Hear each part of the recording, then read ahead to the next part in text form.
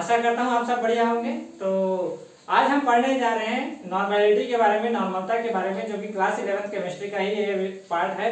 चाहो तो इसको हम कह सकते हैं क्लास 12 का भी ये पार्ट है। नॉर्मेलिटी क्या होता है इसके बारे में हम समझेंगे। नॉर्मेलिटी पर बेस्ड हम बहुत सारे ढेर सारे क्या करेंगे, मतलब न्यूमेरिकल्स करेंगे, जिसको इससे हम बेसिक से समझे कि नॉर्मेलिटी होता क्या है, ये केमिस्ट्री में किस प्रकार से मायने रखता है। बहुत से बच्चों को इसमें क्या होता है कि डिफिकल्टी आती है कि नॉर्मेलिटी क्या होता है, मोलरिटी क्या होता है, फॉर्मेलिटी क्या होता है, इन सब में बहुत सारा कंफ्यूजन होता है। तो इस वीडियो को देखने के बाद आपको सारा कंफ्यूजन हो जाएगा दूर। तो चलिए शुरू करते हैं आज का क्लास नॉर्मेलिटी। तो शुरू करते हैं आज का क्लास। हमारा टॉपिक क्या है, नॉर्मेलिटी, यानी कि हिंदी में कहें तो इसका क्या, नॉर्मलता। अब नॉर्मलता से पहले यदि हम बात करें तो हमको कुछ चीजें पता होनी चाहिए, जिसको हम कहते हैं ग्राम तुल्यांक। ग्राम तुल्यांक यानी कि ग्राम तुल्यांकों की संख्या, और एक है ग्राम तुल्यांकी भार या फिर तुल्यांकी भार। तो ये पिछले वाले वीडियो में हमने कवर कर लिया था। जिसने नहीं देखा है जाकर के पिछला वाला वीडियो आप देख लेना जरूर। टाइप करना क्या कि science academy Bhupendra concentration terms, या फिर आप कह सकते हैं कि gram equivalent number of gram equivalent आपको मिल जाएगा यूट्यूब में। Number of gram equivalent science academy Bhupendra करके आप सर्च करेंगे, आपको ये यूट्यूब में मिल जाएगा, या हमारे चैनल पेज पर जाकर के विजिट कर सकते हैं। तो नॉर्मेलिटी का फॉर्मूला क्या होता है, नॉर्मेलिटी यानी कि नॉर्मलता होता क्या है। तो 1 लीटर विलियन में उपस्थित ग्राम तुल्यांकों की संख्या को यदि हम इसकी परिभाषा बोले तो 1 लीटर विलियन में उपस्थित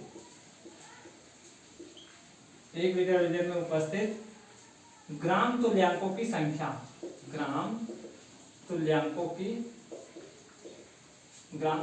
की संख्या को हम क्या कहते हैं, नॉर्मलता कहते हैं। अब ये ग्राम तुल्यांकों की संख्या क्या होती है, ये मैंने पिछले क्लास में बता दिया था आपको। ग्राम तुल्यांकों की संख्या कैसे निकाला जाता है ना। यदि इसका फॉर्मूला है, इसको हम दर्शाते किससे, तो नॉर्मेलिटी को हम दर्शाते हैं किससे, नॉर्मलता से।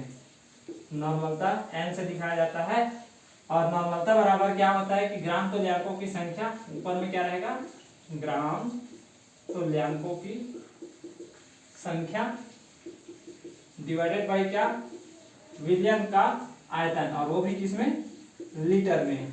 विलियन का आयतन इसमें लीटर में इतना हो, ठीक है। विलियन का आयतन किसमें, लीटर में। तो पहली बात आती है कि ग्राम तुल्यांकों की संख्या निकाली कैसे जाती है। तो हमने बताया था पहले, तो आपको ग्राम तुल्यांकों की संख्या निकालने के लिए क्या पता होना चाहिए, तुल्यांकी भार। फिर एक बार रिपीट कर देते हैं, तुल्यांकी भार पता होना चाहिए। अब तुल्यांकी भार क्या होता है, तो मोलर मास, या फिर कहो आणविक भार। आणविक भार कहो चाहे मोलर द्रव्यमान कहो, एक ही बात है। आणविक भार कहो चाहे मोलर भार कहो, एक ही बात है। डिवाइडेड बाय क्या होता है, डिवाइडेड बाय क्या होता है, एक्स। और ये एक्स क्या होता है, वैलेंसी फैक्टर। ये भी मैंने पिछले क्लासेस में ही आपको बताया था, जाकर के सर्च कर लेना। वैलेंसी फैक्टर एसिड के लिए क्या होता है, बेसिसिटी, और बेस के लिए क्या होता है, एसिडिटी। तो ये होता है हमारा तुल्यांकी भार। अब बात आती है कि ग्राम तुल्यांकों की संख्या कैसे निकालते हैं। तो ग्राम तुल्यांकों की संख्या, ग्राम तुल्यांकों की संख्या ये कैसा निकाला जाता है, इसको कैसे निकालते हैं। तो इसको निकालते हैं ग्राम equivalent divided by molar mass. Molar mass नहीं जी, मास दिया रहेगा आपको, मास गिवन डिवाइडेड बाय क्या, मोलर मास कहते हैं ग्राम इक्विवेलेंट। ये होता है अपने पास फॉर्मूला, यानी कि तुल्यांकी भार। मास दिया रहेगा अपने को, और ये जो हम तुल्यांकी भार निकाले इसको आप रख दोगे। ग्राम इक्विवेलेंट कहा जाता है इसी को, ग्राम इक्विवेलेंट, ठीक है। नोट करें, फिर इस पर हम क्वेश्चन देखेंगे। अच्छे अच्छे क्वेश्चन है हमारे पास, न्यूमेरिकल्स है, जिसको हम करेंगे। क्या कह रहा है, 0.98 ग्राम H2SO4 को यदि 5 मिलीलीटर विलियन में मिलाया जाता है या घोला जाता है, मिलाया जाता है, तो विलियन की नॉर्मलता आपको ज्ञात करके दिखानी है। तो विलियन की नॉर्मलता ज्ञात करें, नॉर्मेलिटी फाइंड करने को कहा जा रहा है, नॉर्मलता ज्ञात करें। क्वेश्चन देखिए, बहुत इजी क्वेश्चन है। अपने को क्या दिया गया है, द्रव्यमान दिया गया है विलयन का आयतन दे दिया गया और नॉर्मलता ज्ञात करने को कहा जा रहा है। तो नॉर्मलता ज्ञात करने का फॉर्मूला क्या बताया था मैंने अभी अभी, नॉर्मलता n बराबर क्या है, नंबर ऑफ ग्राम इक्विवेलेंट यानी कि ग्राम तुल्यांकों की संख्या, ग्राम तुल्यांकों की संख्या डिवाइडेड बाय क्या होता है, डिवाइडेड बाय क्या होता है, विलयन का आयतन, विलयन का आयतन। और विलयन का आयतन किसमें, लीटर में, विलयन का आयतन किसमें जी, लीटर में। तो नॉर्मलता बराबर ये होता है। तो सबसे पहले ग्राम तुल्यांकों की संख्या निकालने के लिए हमको चाहिए तुल्यांकी भार, तुल्यांकी भार। अब ये तुल्यांकी भार किसके बराबर होता है, तो तुल्यांकी भार दिया गया द्रव्यमान, तो दिया गया द्रव्यमान कितना है अपने पास, दशमलव, और दिया गया सॉरी तुल्यांकी भार बराबर क्या होता है, तो ये होता है मोलर मास या फिर कहो आणविक भार, आणविक भार डिवाइडेड बाय x। अब H2SO4 के लिए यदि हम x की बात करें, H2SO4 के लिए यदि हम x की बात करें तो ये क्या है एसिड, तो एसिड के लिए क्या होता है बेसिसिटी होता है। तो x इसके लिए क्या हो जाएगा, x का मान इसके लिए 2 हो जाएगा, क्योंकि ये रिएक्शन में 2 H+ आयन क्या कर सकते हैं, दान कर सकते हैं। तो तुल्यांकी भार बराबर क्या है, आणविक भार बटे x। आणविक भार कितना होता है H2SO4 का, तो ये होता है 98 और डिवाइडेड बाय कितना H+ आयन दान कर सकता है, तो 2, तो कितना हो जाएगा, तुल्यांकी भार हो गया हमारा 49। तुल्यांकी भार कितना हो गया 49।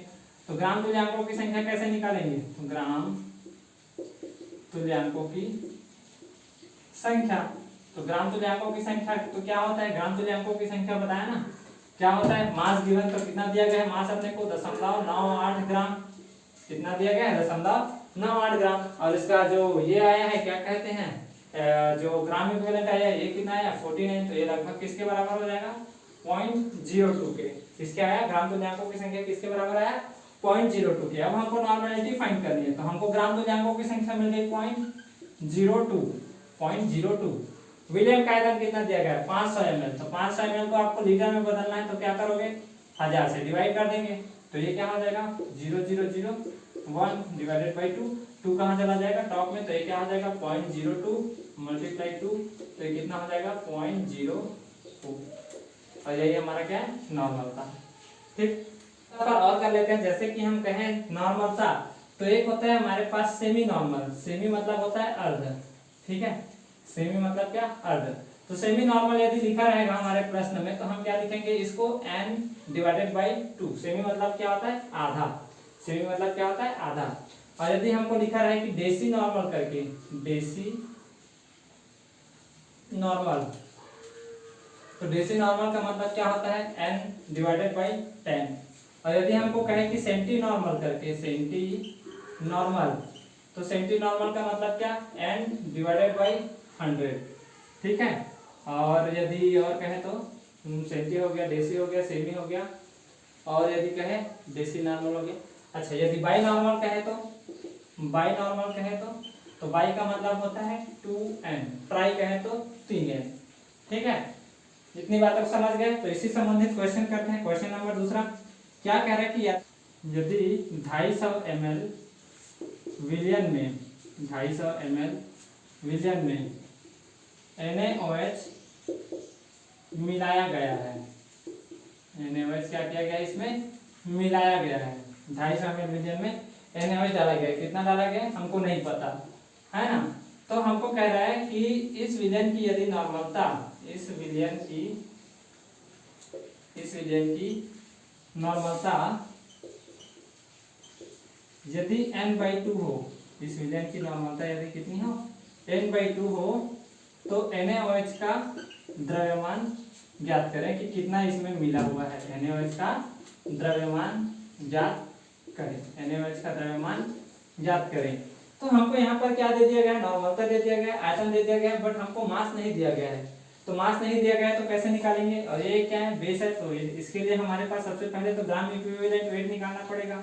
तो सबसे पहले हमारे पास क्या निकालना पड़ेगा, इक्विवेलेंट मास निकालना पड़ेगा। तो इक्विवेलेंट मास कैसे निकालते हैं, यानी कि तुल्यांकी भार कैसे निकालते हैं, तो मोलर मास, तो मोलर मास 23 हो गया इसका, 16 हो गया इसका, 1 हो गया इसका। सोडियम का वेट होता है 23, सोडियम का वेट कितना होता है 23, ऑक्सीजन का होता है 16, हाइड्रोजन का होता है 1। तो 23 + 16 + 1 हो गया इसका मोलर मास। और ये कितना H+ आयन OH- आयन दान कर सकता है, तो एक OH- आयन मतलब एक OH माइनस आयन दान कर सकता है ना। तो ये हो गया 40/1, मतलब हमारे पास क्या है इक्विवेलेंट मास यानी कि ग्राम तुल्यांकी भार, तुल्यांकी भार कितना आया 40। अब हमको क्या निकालना है equivalent weight, number of gram equivalent, number of gram equivalent. तो नंबर ऑफ ग्राम इक्विवेलेंट के लिए आपको दिया गया होता है द्रव्यमान, तो द्रव्यमान आपने को दिया गया नहीं है तो हम मान लेते हैं x, और हमारे पास जो इक्विवेलेंट मास है ये कितना है 40, तो इसको हम लिख देते हैं यहाँ पर, ठीक है, इसको हमने कहाँ पर लिख दिया यहाँ पर। अब हमारे पास नॉर्मलता का फार्मूला क्या होता है, तो नॉर्मलता इज इक्वल टू क्या होता है, अभी अभी पढ़े थे क्या होता है ग्राम, तुल्यांकी number of gram equivalent divided by विलियन का लीटर में आयतन। तो अपने को नॉर्मलता का मान दिया गया है n, तो n/2 हो गया, यहाँ से नॉर्मलता निकाल रहे तो फार्मूला लिखना चाहो तो लिख लो, ये लो। तो नॉर्मलता बराबर क्या होता है, तो number of gram equivalent divided by विलियन का आयतन, तो वॉल्यूम ऑफ सॉल्यूशन यानी कि विलियन का आयतन किसमें लीटर में। तो n का वैल्यू अपने को दी गई है n/2, अपने को नंबर ऑफ ग्राम इक्विवेलेंट मिला है कितना x डिवाइडेड बाय 40, और वॉल्यूम ऑफ सॉल्यूशन दी गई है 250 ml, कितना दिया है 250 ml, तो इसको लीटर में चेंज करना है, तो 250 डिवाइडेड बाय कितना हो जाएगा 1000 यानी कि 1000। अब जहां से जो कटता है उसको कटाएंगे, जो बचता बचाएंगे, यहाँ से 1 0 1 0, 25 से कम 25, 25 4 100, और 4 से कहाँ चला जाएगा टॉप में, तो मैं इधर बना देता हूँ, इसको इधर बना लेते हैं। तो n/2 बराबर क्या हो गया x डिवाइडेड बाय 40 मल्टीप्लाई कितना हो गया 4, क्योंकि ये 4 कहाँ चला जाएगा टॉप में, 4 यहाँ से 4 दाम कितना हो गया 40, यहाँ से भी काट सकते 2 1 2 2 5 10, है ना। तो n का वैल्यू n/2 लिखो, चाहे n ही लिखो 1/2 लिखो, सीधा n का वैल्यू मतलब 1/2, सेमी नॉर्मल मतलब 1/2। तो यहाँ पर क्या है 1/2, तो x का वैल्यू क्या आ जाएगा यहाँ से 5 ग्राम, 5 को इधर ट्रांसफर कर लो तो क्या हो जाएगा 5 ग्राम, ठीक। शुष्क सोडियम कार्बोनेट जिसका एटॉमिक वेट यानी कि परमाणु भार का हो, चाहे मॉलिक्यूलर वेट का हो, कितना दिया गया अपने को 53 दी गई है कि 5 ग्राम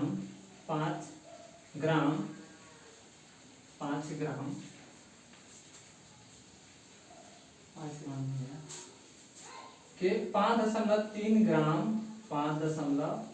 ग्राम 500 मिलीलीटर विलियन में घोले गए हैं, विलियन में क्या किया गया है घोले गए हैं।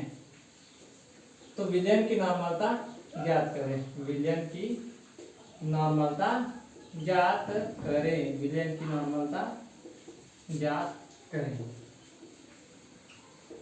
क्वेश्चन को पढ़ते हैं फिर एक बार, क्या करें शुष्क सोडियम कार्बोनेट Na2CO3 के 5.3 ग्राम 500 ml विलियन में क्या है घुले हुए हैं, तो विलियन की नॉर्मलता अपने को ज्ञात करनी है। तो विलियन की नॉर्मलता ज्ञात करने के लिए सबसे पहले अपने को क्या चाहिए, फार्मूला क्या होता है, तो number of gram equivalent of solute यानी कि विलेय के ग्राम तुल्यांकों की संख्या,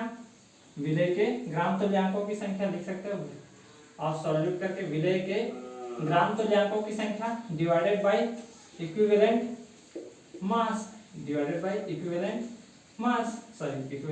कहते हैं जी, divided by volume of solution यानी कि विलियन का लीटर में आयतन, किसमें लीटर में। तो हमको सबसे पहले क्या करना है ग्राम तुल्यांकों की संख्या ज्ञात करनी है, तो उसके लिए पहले क्या ज्ञात करेंगे इक्विवेलेंट मास यानी कि तुल्यांकी भार निकालने का तरीका क्या है, दिया गया द्रव्यमान की आणविक द्रव्यमान, तो सबसे पहले क्या निकालते हैं आणविक द्रव्यमान यानी कि आणविक भार या मॉलिक्यूलर वेट डिवाइडेड बाय क्या होता है x। तो यहाँ पर आणविक भार कितना दिया गया अपने को 53, x क्या होता है कितना वो आयन दान कर सकते हैं, तो सोडियम कार्बोनेट बताया था मैं कितना आयन दान कर सकता है रिएक्शन में, तो 2 प्लस आयन दान कर सकता है, 2 sodium ion plus carbonate 2 minus ion, ऐसे होता है, इधर जा रहा था इधर आ रहा होता है। तो कितने पॉजिटिव चार्ज दान कर सकते हैं, तो 2 पॉजिटिव चार्ज दान कर सकते हैं, तो 53 डिवाइडेड बाय कितना हो गया ये 2, इसका क्या आया इक्विवेलेंट मास। अब हमको क्या दिया गया है, हमको निकालना है नंबर ऑफ ग्राम इक्विवेलेंट। तो नंबर ऑफ ग्राम इक्विवेलेंट यानी कि ग्राम तुल्यांकों की जो संख्या है ये क्या होता है मोलर मास कहते हैं जी, मास गिवन यानी कि दिया गया द्रव्यमान, दिया गया द्रव्यमान और डिवाइडेड बाय क्या, ग्राम इक्विवेलेंट या इक्विवेलेंट मास, इक्विवेलेंट मास। दिया गया द्रव्यमान कितना है 5.3, आणविक भार कितना है, सॉरी तुल्यांकी भार कितना है अपने पास 53/2। तो यहाँ से क्या हो जाएगा, इसको आप हटाना चाहो तो ये हो जाएगा 5.3 डिवाइडेड बाय 53 मल्टीप्लाई 2। तो यहाँ से क्या कर सकते हैं आप, दशमलव को हटाने के लिए नीचे में 0 लगा दो, नीचे में क्या लगा दिया 0 लगा दिया। तो ये क्या हो जाएगा 53 डिवाइडेड बाय 2 और ये 1 और ये कितना हो गया 5। तो हमारे पास नंबर ऑफ ग्राम इक्विवेलेंट कितना है 1/5। ये किसके लगभग आया, बराबर 1/5 का आया। अब हमको नॉर्मलता ज्ञात करनी, तो नॉर्मलता के लिए हमको नंबर ऑफ ग्राम इक्विवेलेंट मिल गया कितना 1/5। विलियन का आयतन कितना दिया गया है 500 ml, तो ml को हमको किस में चेंज करना है, लीटर में। तो 500 डिवाइडेड बाय कितना हो गया 1000।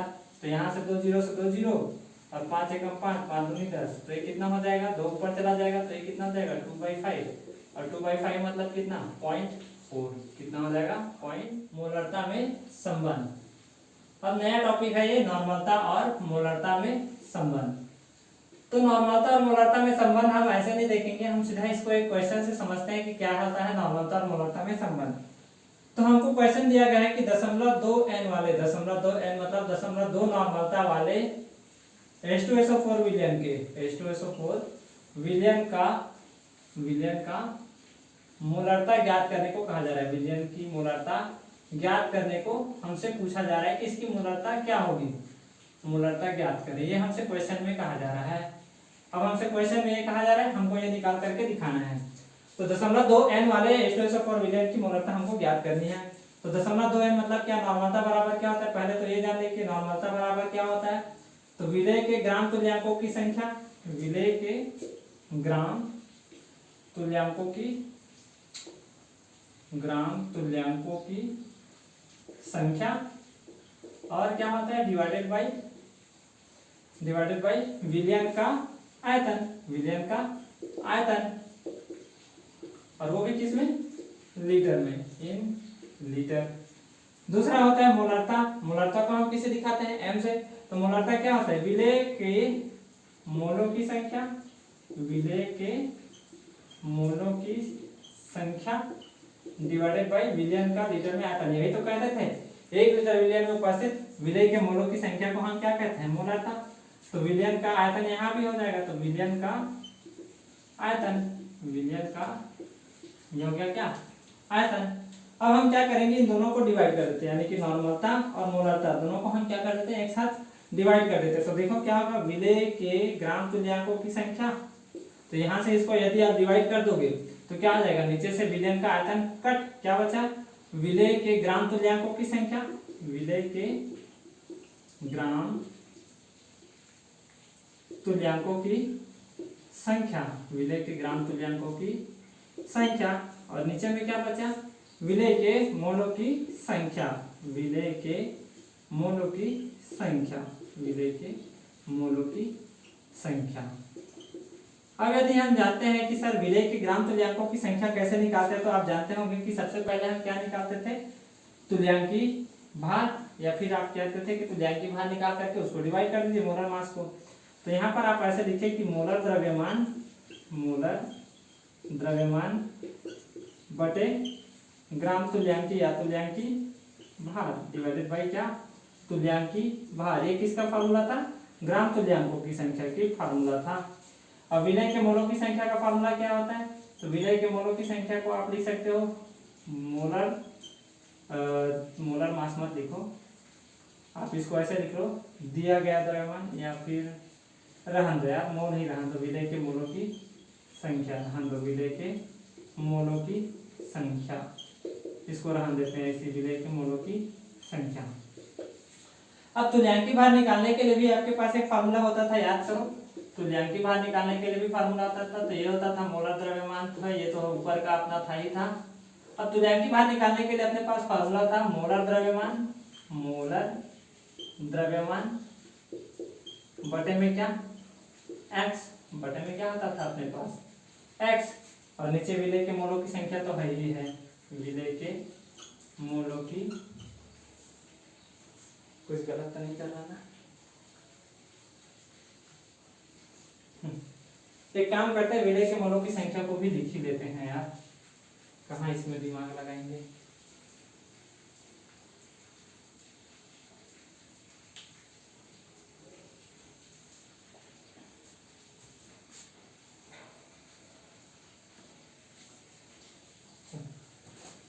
तो क्या होता है तुल्यांकी भार का फार्मूला, तो मोलर द्रव्यमान हमला होता है, ये क्या होता है विलय के ग्राम तुल्यांकों के लिए संख्या क्या होता है, तो ये होता है मास गिवन या जो दिया गया है द्रव्यमान डिवाइडेड बाय क्या होता है ग्राम इक्विवेलेंट, या फिर इसको आप तुल्यांक ग्राम इक्विवेलेंट कहते हैं, इक्विवेलेंट वेट होता था। इक्विवेलेंट वेट को आप क्या कहते हैं तुल्यांकी भार, क्या कहते हैं तुल्यांकी भार।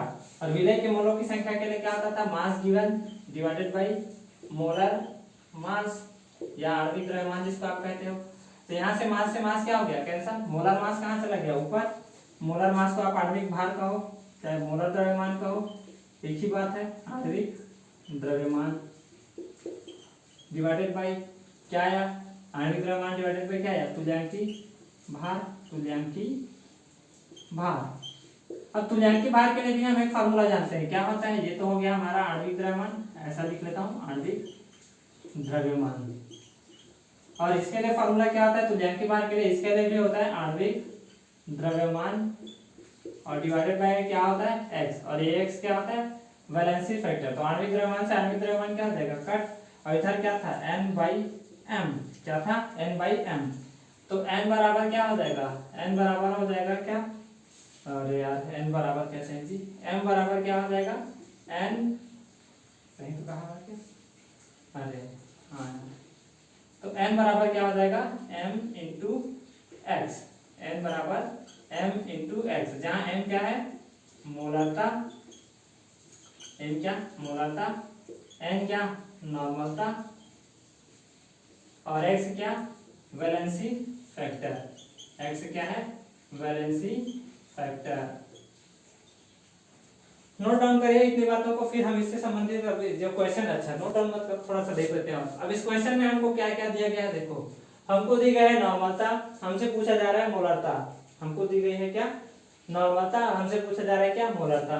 तो हमको नॉर्मलता दी गई है कितनी 0.2, हमको m का मान पूछा जा रहा है, और x का मान आप कैसे निकालोगे, कितना h प्लस आयन दान कर सकते हैं, तो 2 h प्लस आयन दान कर सकते हैं। तो m बराबर क्या हो जाएगा 0.2 डिवाइडेड बाई 2, तो इसका मान कितना आ जाएगा 0.1, कितना हो जाएगा 0.1।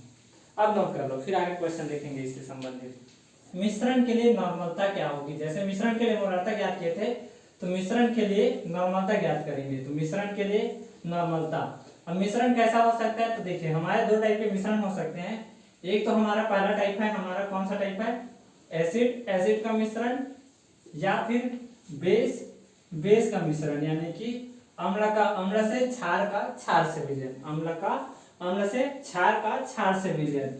यदि मैं कहता हूं कि एक कंटेनर है मेरे पास जिसमें मैंने एक एसिड डाला हुआ है, ठीक, ये हमारे पास पहला एसिड था जिसका आयतन कितना था V1 था, जिसका आयतन कितना था V1 था, और इसमें उपस्थित ग्राम तुल्यांकों की संख्या, विलय के ग्राम तुल्यांकों की संख्या जो विलय मिलाया था उसका मान के चलता हूं कि मान के चलते हैं कि x था, ठीक है, ये x था कह सकते हो। ये क्या है विलय के ग्राम तुल्यांकों की संख्या, number of gram equivalent, number of gram equivalent of solute, solute मतलब क्या विलय, ठीक, number of gram equivalent of solute. अब इसके लिए यदि हम नॉर्मलता ज्ञात करें तो नॉर्मलता के लिए फार्मूला क्या होती थी, इसके लिए नॉर्मलता n1 होगी। तो नॉर्मलता के लिए फार्मूला क्या होते थे, विलय के ग्राम तुल्यांकों की संख्या डिवाइडेड विलयन का लीटर में आयतन। तो यहाँ विलयन, यहाँ पर हमारा जो x का वैल्यू हो जाएगा ये क्या हो जाएगा n1v1, है ना, क्या हो जाएगा n1v1, n1 क्या नॉर्मलता, v1 क्या उसका आयतन। अब मैं कहता हूं कि इस मिश्रण में मैं दूसरा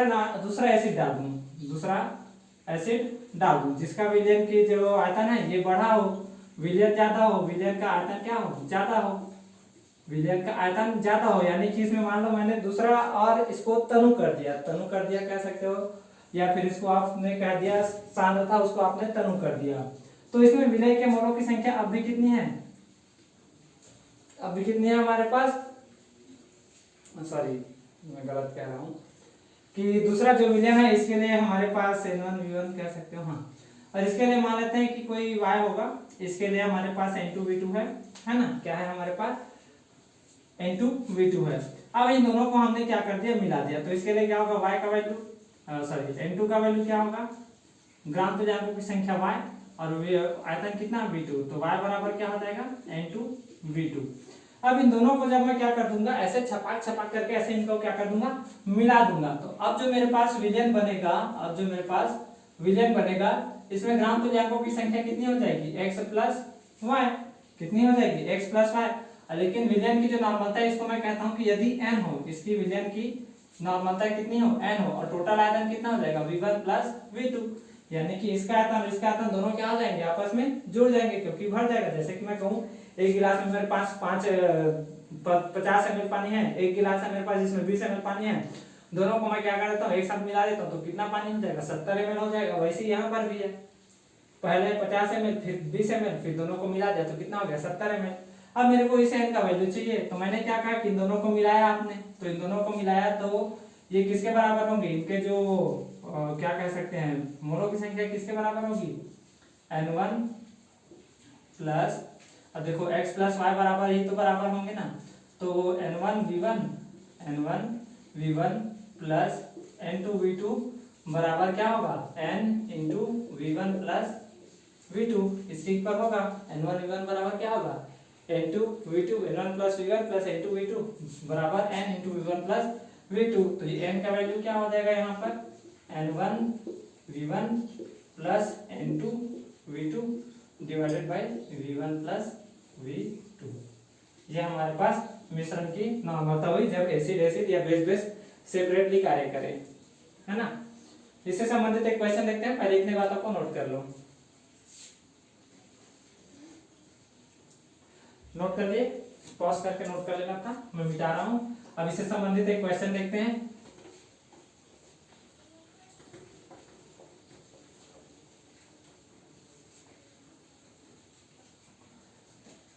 तो क्वेश्चन नंबर 1 इससे संबंधित क्या कह रहा है, 0.2n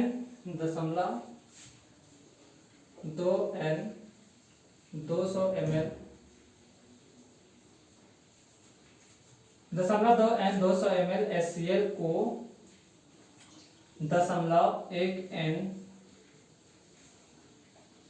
0.3n 300 ml वाले 300 ml HCl विलयन के साथ मिलाया जाता है या मिश्रित किया जाता है, तो विलयन की नॉर्मलता ज्ञात कीजिए। विलयन के साथ मिलाया जाता है तो विलयन की नॉर्मलता ज्ञात करें, तो विलयन की नॉर्मलता ज्ञात करें, विलयन की नॉर्मलता ज्ञात करें, विलयन की नॉर्मलता ज्ञात करें। तो सबसे पहले अपने को पहला n1 बराबर कितना दिया है, लिख लो, n1 बराबर दिया है 0.2n और n2 बराबर कितना दिया गया है, देखो उधर 0.3n, ठीक है, n लिखो ना लिखो कोई बात नहीं, n का मान तो दिया गया है। और दूसरा दिया गया v1 का वैल्यू कितना है, यहाँ पर 200 ml है, कितना है 200 ml है, और v2 का वैल्यू कितना दिया गया है 300 ml है, तो हमको n फाइंड करना है। तो n बराबर क्या होता है, n1 v1 plus n2 v2 divided by v1 plus v2। तो n1 v1 का वैल्यू कितना 0.2 मल्टीप्लाई यहाँ पर कितना 200, 0.2 multiply 200 plus 0.3 multiply 300 divided by 200 plus 300, ये डिवाइड में है, ठीक। तो इसको सॉल्व करते हैं, तो 200 गुणा 0.2 तो कितना हो जाएगा, ये 40 और वो 30 किया 90, तो ये कितना हो जाएगा 90 और डिवाइडेड बाई कितना है 500, डिवाइडेड बाई कितना 500, ये कितना हो गया 130 डिवाइडेड बाई कितना 500। तो 13/50 तो लगभग कह सकते हो 1/4, तो लगभग मैं कह सकता हूँ 0.25 के, ये लगभग है, लगभग के लगभग इतना 0.25 के लगभग, ठीक है। चाहो तो इसको ऐसे लिखो या तो फिर इसको ऐसा भी बना सकते हैं, चलो ऐसे ही समझ लो 0.25 के लगभग, नोट करें।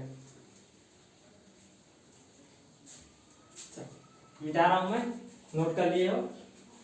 अब इसी में हम दूसरा टाइप का क्वेश्चन देखते हैं। दूसरा टाइप का क्वेश्चन कह सकते हो, नहीं दूसरा टाइप का क्वेश्चन नहीं, इसी में हम दूसरा टाइप का वो कहते हैं, क्या बोलते हैं अपना टॉपिक नहीं, दूसरा मिश्रण देखते हैं। मिश्रण का टाइप नंबर 2, मिश्रण का टाइप नंबर 2। तो मिश्रण का टाइप नंबर 2 कौन सा, जब हमारे पास क्या हो, इसी में दूसरा नंबर का टॉपिक है कि एसिड एसिड था, अब क्या कर रहे हैं, एसिड प्लस बेस मिला रहे हैं, एसिड प्लस क्या मिला रहे हैं, बेस मिला रहे हैं। यानी कि हम या तो एक तरफ क्या लेंगे, एसिड लेंगे, एक तरफ हमारे पास क्या रहेगा, एसिड रहेगा, और दूसरी तरफ हमारे पास क्या रहेगा, बेस रहेगा, यानी कि क्षार रहेगा। एक तरफ हमारे पास अम्ल रहेगा और दूसरी ओर क्या रहेगा, क्षार रहेगा, क्षार। ठीक, मान लेते हैं कि इसका जो नॉर्मलता है ये क्या है, Na है, इसका आयतन मान लेते हैं कितना है, Va है। इसका मान लेते हैं नॉर्मलता कितनी है, Nb है, और इसका जो आयतन है ये कितना है, Vb है ना। अब इन दोनों को जब आप मिलाओगे तो नॉर्मलता क्या निकल करके आएगी, हमारे पास n, और इसका जो आयतन है ये क्या रहेगा, Va प्लस Vb। तो n का वैल्यू अब देखो, अब n का वैल्यू यहाँ पर आपके इसके ऊपर डिपेंड करता है कि किसका मान अधिक है, कि किसका मान अधिक है। मैं यदि कहता हूँ कि अम्ल का जो मान है, यानी कि अम्लीयता जो है ज्यादा है, किससे, क्षार से, यानी कि ये कहूँ कि Na का वैल्यू Nb से, किससे, Nb से क्या हो, अधिक हो, Na का वैल्यू Nb से अधिक हो, तो हमारा जो विलयन है, विलयन कैसा रहेगा, रिजल्ट परिणामी विलयन जो है, परिणामी विलयन जो है ये कैसा रहेगा, अम्लीय रहेगा। परिणामी विलयन कैसा रहेगा, अम्लीय रहेगा। यदि ये हुआ तो परिणामी विलयन कैसा रहेगा, अम्लीय रहेगा। तो इसके लिए जो हमारा n का वैल्यू होगा, किसके लिए, इसके लिए Na, इसके लिए n for H plus ion, n for H plus ion, ये क्या होगा, Na minus Nb divided by Va plus Vb divided by Va plus Vb। ये किसके लिए, एसिड वाले के लिए। यदि मैं कहूँ बेस वाले के लिए तो क्या होगा, N of OH minus ion के लिए, तो क्या होगा, तो रिजल्टिंग हमारा क्या हो जाएगा, किसके लिए होगा, NbVb यदि अधिक हुआ NaVa से, तो NaVa से यदि NbVb का मान क्या हो जाए, अधिक हो जाए, तो हमारा जो परिणामी विलयन है ये कैसा हो जाएगा, क्षारीय हो जाएगा। क्या हो जाएगा, क्षारीय। तो इस स्थिति में n का वैल्यू क्या हो जाएगा, n for OH minus ion NbVb minus NaVa divided by Va plus Vb, और ये यहाँ पर हमारा होता है नॉर्मलता समाप्त। यहाँ से आप ये भी कह सकते हैं कि यदि दोनों बराबर हुए, तो यदि हम कहें दोनों बराबर हुआ तो सर NaVa बराबर NbVb हुआ, तो NaVa बराबर NbVb हुआ, तो n का वैल्यू क्या आ जाएगा, 0। n का वैल्यू क्या आ जाएगा, 0। ठीक, यानी कि न्यूट्रल हो जाएगा। तो आज हमने जो पढ़ा नॉर्मलता ये यहीं तक था। इसके आगे हम अब 11th क्लास का जो some basic concept of chemistry है ये यहीं पर समाप्त होता है। इससे संबंधित जितने न्यूमेरिकल था हमने कर दिया। अब इसके बाद जो हमारा अगला चैप्टर होने जा रही है होगा एटॉमिक स्ट्रक्चर के बारे में। एटॉमिक स्ट्रक्चर के बारे में जानेंगे कि एटॉमिक स्ट्रक्चर हमारे इलेक्ट्रॉन से संबंधित जो बातें हैं कि इलेक्ट्रॉन की खोज कैसे हुई, परमाणु की संरचना कैसे होती है, इसमें इलेक्ट्रॉन कहाँ पाए जाते हैं, किधर घूमते हैं, कितने वेग से घूमते हैं, कहाँ पाए जाते हैं, इनके संबंधित क्वेश्चन होगा। तो बहुत ही इंटरेस्टिंग चैप्टर होने जा रहा है इसको। तो इस चैनल पर ऐसे पढ़ने के लिए, ऐसे आगे चीजों के लिए बने रहें। तो वीडियो अच्छा लगा हो तो लाइक कीजिए, आगे शेयर कीजिए, और चैनल पर नए हैं तो इसको सब्सक्राइब कर लीजिएगा और आगे पढ़ते रहें। धन्यवाद।